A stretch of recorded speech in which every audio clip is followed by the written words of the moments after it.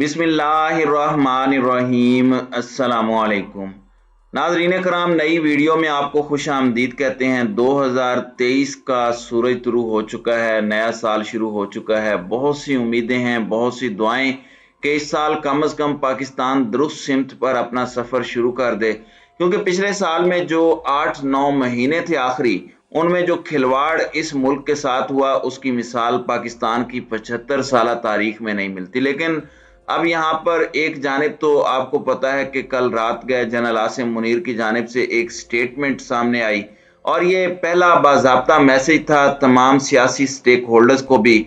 अब दूसरी जानिब कप्तान की 2/3 अक्सरियत जो कि बिल्कुल 100% कन्फर्म है, जिसे रोकना इतना आसान नहीं होगा क्योंकि पब्लिक पल्स ये कह रही है, और इस 2/3 अक्सरियत का बंदोबस्त करने के लिए पहले ही दिन से काम शुरू कर दिया गया है और जरदारी एक पूरी पार्टी हड़प कर चुका है। इस हवाले से बड़ी अहम तरीन खबर है।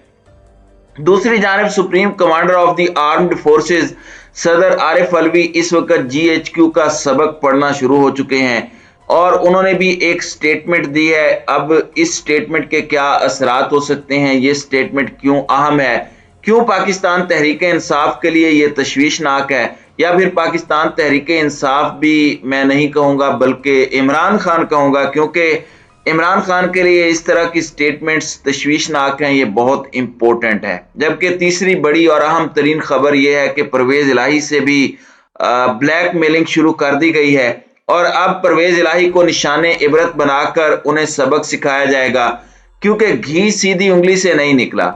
यानी आप आसान लफ्जों में ये कह सकते हैं कि इस वक्त पाकिस्तान की सियासत के अंदर गंद को खत्म नहीं करना चाह रहे वो लोग जो गंद फैलाने का ठेका लिए बैठे हैं। ये तीन बड़ी अहम खबरें हैं, तीन डेवलपमेंट्स हैं। सारी खबरें मैं एक एक करके आपके सामने रख देता हूं।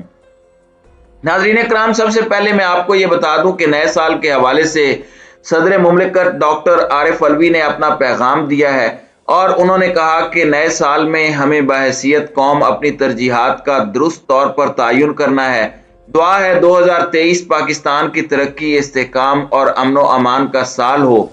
उन्होंने कहा कि 2023 के आगाज पर पूरी पाकिस्तानी कौम और आलमी बिरादरी को मुबारकबाद पेश करता हूँ। अल्लाह के हुजूर दुआ गो हैं पाकिस्तान की खुशहाली और तरक्की के लिए।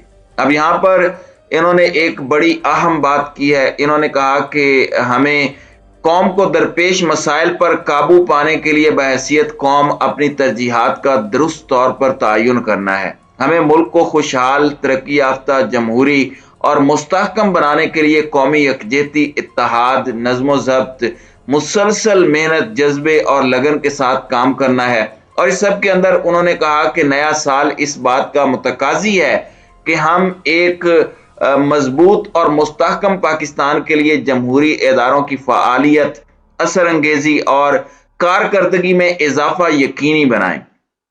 उन्होंने मुल्क की तरक्की के लिए तमाम स्टेक होल्डर्स को आइन की पासदारी, इंसाफ की फराहमी, मेरिट की पाबंदी और अमली इकदामात पर जोर दिया। अब यहाँ पर नाज़रीन कराम, army chief general Asim Munir की तरफ से बड़ी पॉजिटिव स्टेटमेंट आई, लेकिन जाहिर बात है जब मुज़ाकरात होते हैं, जब बातचीत होती है, जब टेबल टॉक होती है तो बहुत से डेडलॉक भी होते हैं। पाकिस्तान तहरीक इंसाफ के भी डेडलॉक हैं। तो इस वक्त सवाल यह है कि मुफाहमत कैसे हो सकती है जब तक एक बुनियादी हक है जो कि इंतखाबात हैं, जो कि बैलेट है, अवाम का भी हक है, और ये हुकूमत तो हमारा हक भी छीन चुकी है। इस्लामाबाद के मनाजिर आपके सामने हैं। अब सदर Arif Alvi supreme commander of the armed forces हैं।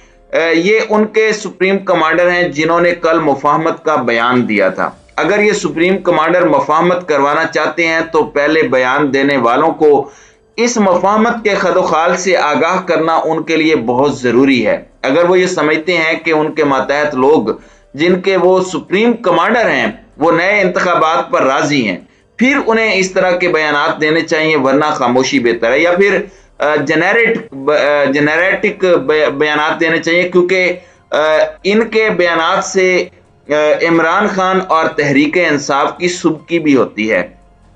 इससे पहले इन्होंने जनरल बाजवा के बारे में एक बयान दिया, बाद में उस बयान की तरदीद भी की थी। اس وقت یہ بات سمجھ لیں کہ اس وقت الیکشن ڈیلے کیوں ہو رہے ہیں۔ عمران خان کے بڑے کنسرن کی بات ہے کہ الیکشن ڈیلے ہو رہے ہیں، کیونکہ الیکشن اس لیے ڈیلے ہو رہے ہیں کیونکہ سب کو مینج کرنا ہے، پی ڈی ایم کو ریوائیو کرنا ہے، عمران خان کی 2/3 اکثریت پر ڈاکہ ڈالنا ہے، اور یہ سب سے بڑی چیز ہے۔ کپتان کی 2/3 اکثریت کا بندوبست کرنے کے لیے آصف علی زرداری میدان میں آئے ہیں، اور اس وقت الٹیمیٹ گول یہ ہے کہ عمران خان کو اگر وزیر اعظم نہ بنایا گیا اور وزیر اعظم کی کرسی اور عمران خان کے درمیان رکاوٹیں ڈالی گئی، جو کہ عمران خان کا حق ہے، عوام عمران خان کو ووٹ دے گی تو پھر عوام بفر نہ جائے۔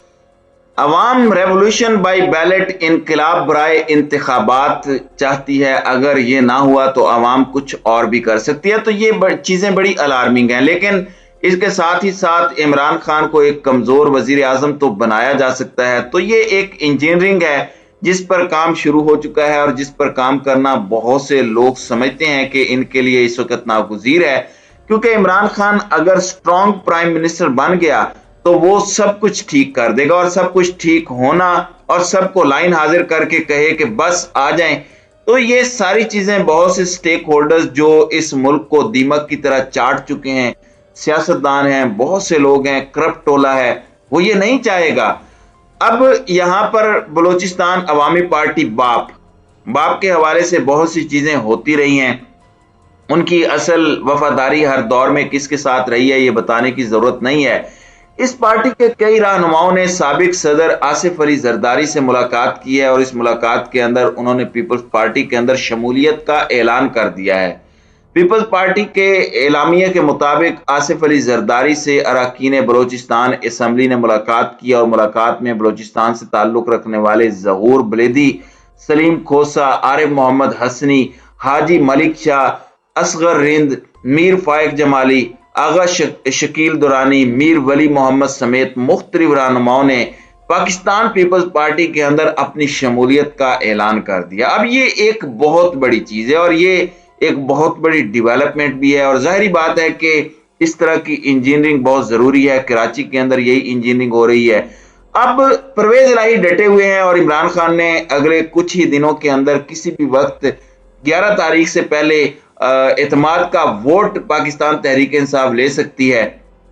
اب یہاں پر ایک خبر مارکیٹ میں لانچ کی گئی ہے، اس خبر کو ایسوسی ایٹ کس کے ساتھ کروایا جا رہا ہے، مبینہ طور پر سوشل میڈیا پر بہت سے لوگوں کو استعمال کر کے چودھری پرویز الہی کے ساتھ۔ البتہ خبر کیا دی گئی ہے، خبر سنیں اور سر دھنیں۔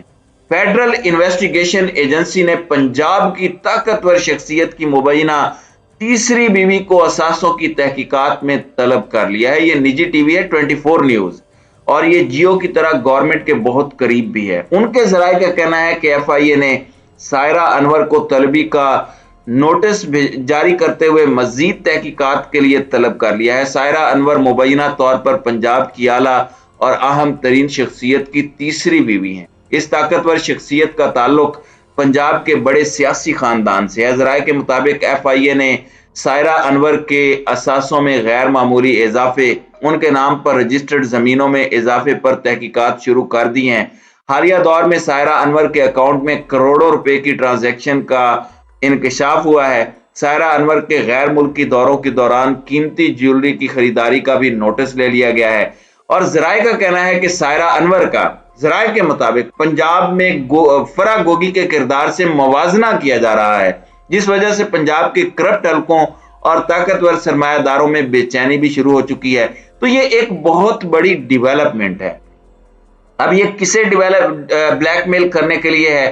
ایف آئی اے وفاقی حکومت کے انڈر ہے۔ پنجاب میں کس با اثر سیاسی خاندان کی طاقتور شخصیت کی بات ہو رہی ہے؟ پنجاب میں سب سے بڑا عہدہ اب وزیر اعلیٰ کا ہے، جنہیں غالباً بلیک میل کرنے کے لیے اور انہیں راہ راست پر لانے کا یہ منصوبہ ہو سکتا ہے۔ تو اب دیکھتے ہیں کہ کہاں تک ڈٹتے ہیں، کہاں تک کھڑے ہوتے ہیں پرویز الہی، کیونکہ یہ تو ہوگا۔ خان کے خلاف کیا کچھ نہیں ہو رہا، وہ بھی تو ڈٹ کر کھڑا ہے، عوام اس کے ساتھ ہے نا، تو آپ کے ساتھ بھی عوام کھڑی ہے۔ اگر آپ ڈٹے رہے، کمپرومائز کیا، تو یہ عوام ایک منٹ بھی نہیں لگائے گی۔ یہ عوام جس نے آپ کو سر کا تاج بنایا ہوا ہے، وہ آپ کو وہاں سے اٹھا کر زمین بوس کر دے گی۔ تو ناظرین کرام آپ کی اس ویڈیو کے حوالے سے کیا رائے ہے؟ اب اپنی رائے کا اظہار کامنٹ سیکشن میں ضرور کیجیے گا۔